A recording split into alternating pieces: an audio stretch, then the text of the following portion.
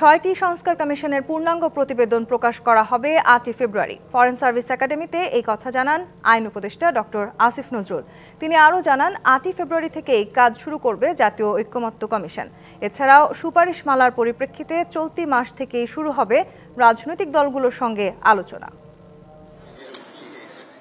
মঙ্গলবার 6টি সংস্কার কমিশন প্রধানদের সঙ্গে প্রধান উপদেষ্টার বৈঠকের পর সন্ধ্যায় ফরেন সার্ভিস একাডেমিতে ব্রিফ করেন আইন উপদেষ্টা আসিফ নজরুল। কমিশন প্রধানদের সাথে আপনাদের অলরেডি নাম বলা হয়েছে।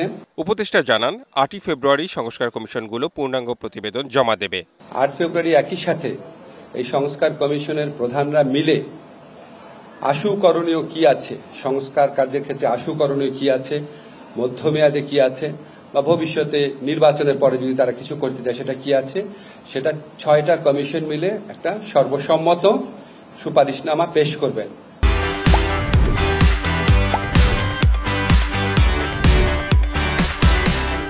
আইন উপদেষ্টা আরও জানান, সুপারিশমালার পরিপ্রেক্ষিতে রাজনৈতিক দল ও গণঅভ্যুত্থানের পক্ষের শক্তির সাথে সমন্বয়ের মাধ্যমে ফেব্রুয়ারির মধ্যেই আনুষ্ঠানিক বৈঠক হবে।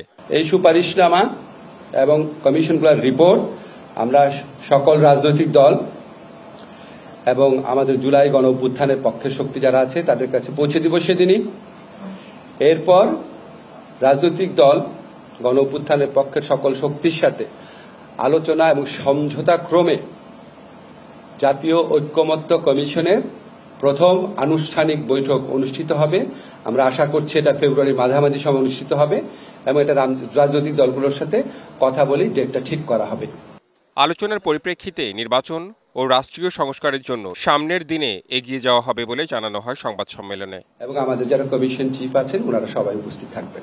Redwan Ahmed, DBC news, Dhaka.